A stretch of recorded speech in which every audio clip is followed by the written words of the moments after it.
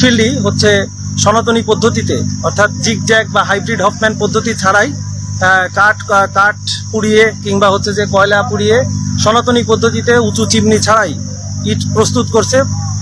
2 মাস আগেও আমাদের ঢাকা থেকে পরিবেশ অধিদপ্তরের সম্মানিত ম্যাজিস্ট্রেট স্যার এসে এখানে অভিযান পরিচালনা করে গিয়েছেন, তারপরেও তারা এই কার্যক্রম পরিচালনা বন্ধ করেনি। আমরা পরিবেশ অধিদপ্তর পটুয়াখালী থেকে এখানে নোটিশ করা হয়েছে, নোটিশের পরবর্তীতে কার্যক্রম পরিচালনা করতে থাকে। আমরা আজকে অভিযানে এসেছি।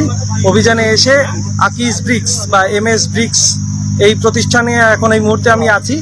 এখানে এই প্রতিষ্ঠানকে 1 লক্ষ টাকা জরিমানা করা হয়েছে। অনাদায়ী এই যে কাশিপাড়া ইউনিয়নে বা আশেপাশে আরো যে উপজেলায় ব্রিকফিল্ড আছে, এই ব্যাপারে কি স্যার অভিযান? অবৈধ যত ব্রিকফিল্ড আছে সবগুলোতেই সরকারের নির্দেশনা অনুসারে অভিযান চলবে। আজকে আমরা এই কার্যক্রম শুরু করেছি কাশিপাড়া ইউনিয়নে। পরিবেশ অধিদপ্তরের একজন ইন্সপেক্টর আমাদের সাথে আছেন। আমরা আইনানুগ ব্যবস্থা যেভাবে বিধি মোতাবেক নেওয়ার কথা সেভাবে বিধি মোতাবেক ব্যবস্থা নিচ্ছি। যে আমরা এতক্ষণ আমাদের উপজেলা নির্বাহী সহকারী কমিশনার ভূমি এক্সিকিউটিভ ম্যাজিস্ট্রেট জনপ্রতি কুণ্ডু মহোদয় আকিস ব্রিক্সের ব্যাপারে 1 লক্ষ টাকা জরিমানা করছে এবং এর আশেপাশে যে ব্রিকফিল্ডগুলো আছে এগুলাও অভিযান চালাবে, অভিযান অব্যাহত রাখবে।